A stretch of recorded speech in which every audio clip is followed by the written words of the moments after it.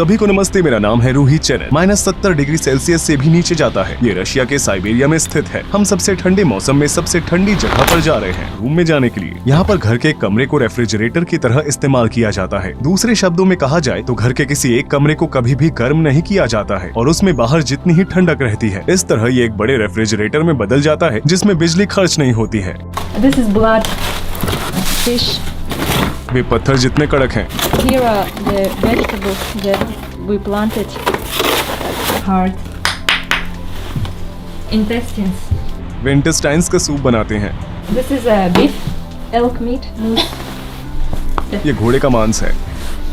जैसे ही आप घर में एंटर होंगे, रेफ्रिजरेटर रूम आपका स्वागत करता है और फिर आप लिविंग एरिया में एंटर करते हैं। इस कमरे का टेम्परेचर कितना है? It's the same as outside. It's -45, I think. शमनवाद, जिसे ज्यादातर पूर्व इस्लामी तुर्क समुदायों में देखा गया था, वे अभी भी याकूतिया में बहुत आम है। It's made of horse tail. Yeah, this is against bad spirits. वे पहले इस तरह मछली को छीलते हैं, फिर वे इसे टुकड़ों में काट कर कभी कभी कच्चा खाते हैं या कभी कभी जमा कर खाते हैं। ये यहाँ का कल्चर है। क्या मैं ये खा सकती हूँ? पीने के पानी की व्यवस्था करने के लिए लोग यहाँ एक बहुत ही अलग तरीके का इस्तेमाल करते हैं। उनके लिए पानी के कुओं को खोदना नामुमकिन है क्योंकि जमीन में बहुत ही गहराई तक बर्फ जमी हुई है। इसलिए वे नदी से बर्फ के टुकड़े इकट्ठा करके अपने घर में किसी बाल्टी में रखते हैं। फिर वे इन बर्फ के टुकड़ों को पिघलाते हैं और फिर पानी पीते हैं, ठीक वैसे ही जैसे कि उन्होंने इन बर्फ के टुकड़ों को नदी से इकट्ठा किया और उन्हें यहाँ ले आए। इन बर्फ के टुकड़ों को पिघलाकर वे इस तरह पीने के पानी की व्यवस्था करते हैं। It's not the foggiest days. Today is not foggy actually.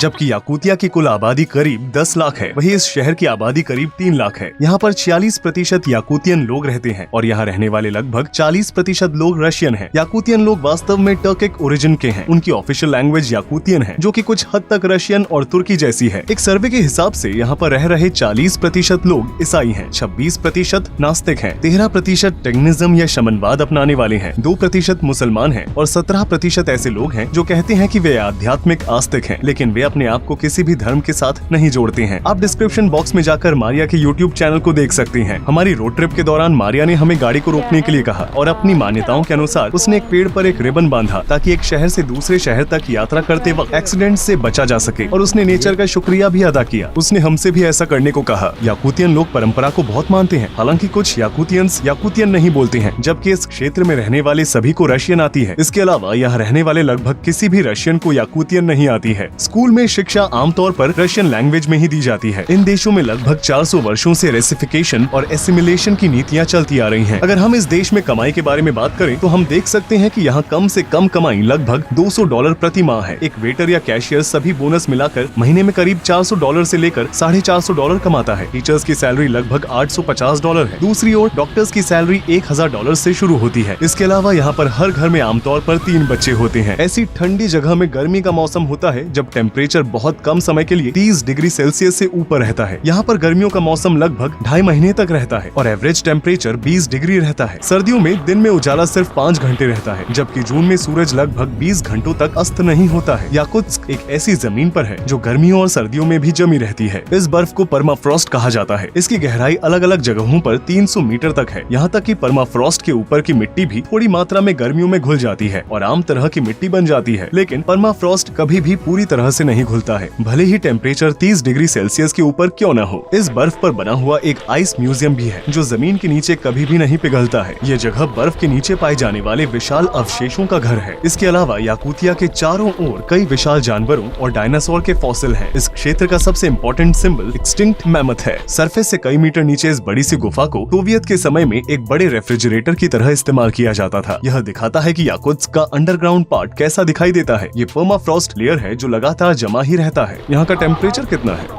In winter it's -8, in summer -5, so this ice doesn't melt.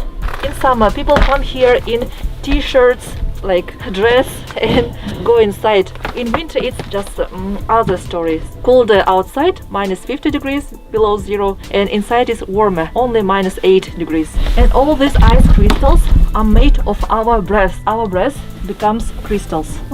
So the cave will remember you.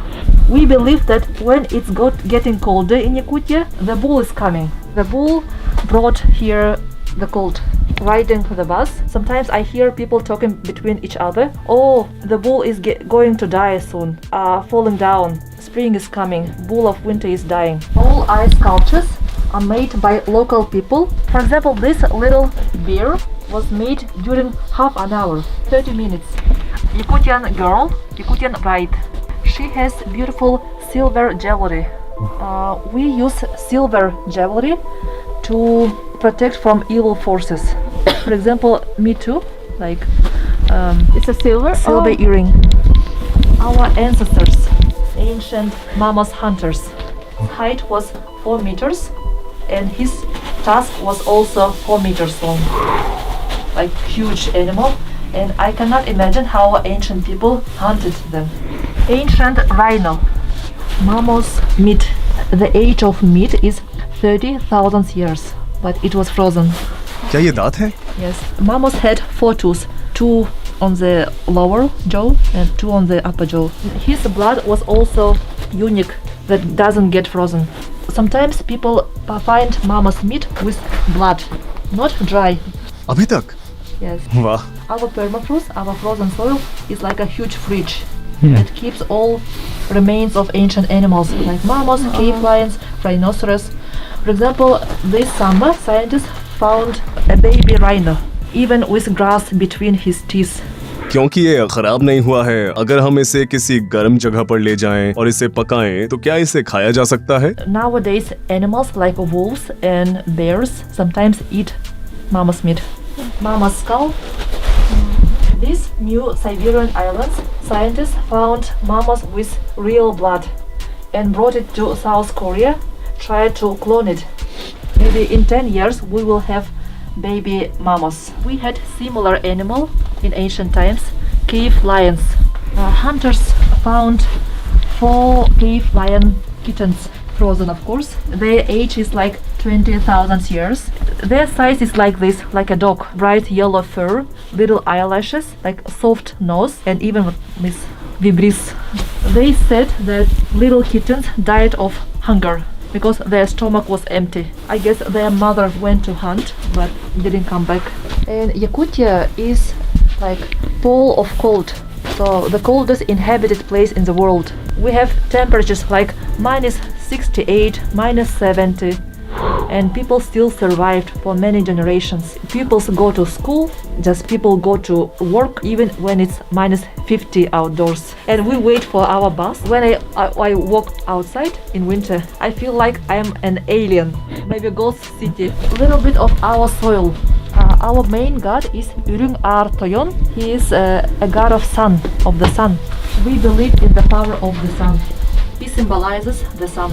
We ask the sun for energy to survive another winter.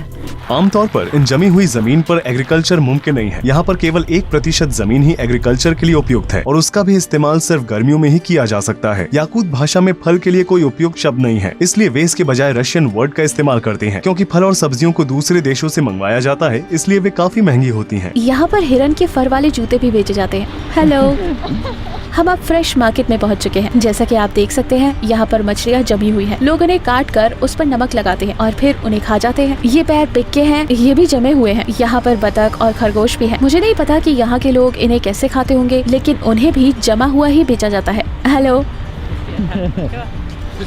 क्या आपको ठंड लग रही है? Нет, не холодно, одетое тепло. Одетое тепло. वो काफी गर्म है। क्या आप मुझे दिखा सकती हैं कि आपने अंदर क्या पहना है? मेरा फोन काम नहीं कर रहा। Штаны короткая. Здесь, чтобы не замерзло, вот так ношу короткие это. О, мне 59. वो 59 साल की है। मुझे मेरे हाथ महसूस नहीं हो रहे हैं। Обычно туристы так делают. Вере. मैं इसे पहन नहीं सकती क्योंकि मुझे मेरा हाथ महसूस नहीं हो रहा है। खैर उन्होंने जमीन पर फर बिछा कर रखे हैं। जरा यहाँ देखिए, यहाँ पर एक गाय का जमा हुआ सर है। जैसा कि आप देख ही सकते हैं, ये देखने में बहुत डरावना लग रहा है। Это моя корова. Это жеребятина, вот. Это वो घोड़े का मांस है। क्या मुझे खाना चाहिए? ठीक है, वो शायद उन्हें यहाँ कच्चा ही खाते हैं। मुझे ऐसा लगा जैसे मैंने बर्फ खा ली हो। मुझे कुछ समझ नहीं आया। Не вкусно? Ага. मेरे मुंह में मांस मेल्ट हो गया। मुझे यकीन नहीं हो रहा कि मैंने इसे खाया है। मुझे कोई भी टेस्ट नहीं आ रहा है। ऐसा लग रहा है जैसे बर्फ खा रही हूँ। जब आप इसे खा रहे होते हो तो ये आपके मुंह में मेल्ट होने लगता है। ये लोग वजन के हिसाब से नहीं बल्कि कुल मिलाकर ऐसे ही मीट खरीदते हैं। वैसे भी उनके लिए मांस को रखना बहुत मुश्किल नहीं है। वो मांस को अपनी बालकनी में रखते हैं और थोड़ा थोड़ा करके उसे खाते हैं। मैंने घोड़े का मांस खाया और वो कच्चा और जमा हुआ था। ये मछलियाँ सबसे कीमती मछलियाँ थी। ये सबसे स्वादिष्ट मछली है। Cheers fish. उन्हें यहाँ सीधे आर्कटिक ओशन रशिया पर स्थित ओशन से लाया जाता है। इन्हें जंगली मछली भी कहा जाता है। इसके अलावा क्योंकि यहाँ पर कोई भी इंडस्ट्रियल फैसिलिटीज नहीं है, इसलिए वो इन मछलियों को सीधे आर्कटिक ओशन से पकड़ कर लाते हैं। इसलिए ये बहुत ही हेल्दी होती है। इस तरह की जमी हुई मछलियों को खाना ठीक है क्योंकि इसमें से रोगाणु पहले से ही जा चुके हैं। उनका कहना है कि ये बहुत हेल्दी है। Вот люди хотят поехать, дай-ка пойдем пошли. Напротив. आप बाहर फॉग देख सकते हैं। मुझे मेरा हाथ भी दिखाई नहीं दे रहा है। ठंड की वजह से इस विंडशील्ड में क्रैक आ गया है। वैसे दुनिया की बाकी जगहों से अलग स्टीयरिंग व्हील यहाँ राइट साइड पर होते हैं, लेकिन दिलचस्प बात यह है कि यहाँ ट्रैफिक भी दाईं तरफ से ही जाती है, जैसा कि बाकी दुनिया में होता है। स्टीयरिंग व्हील राइट साइड पर होते हैं क्योंकि ज्यादातर कारों को जापान से इम्पोर्ट किया जाता है। यहाँ का टेम्परेचर कितना है?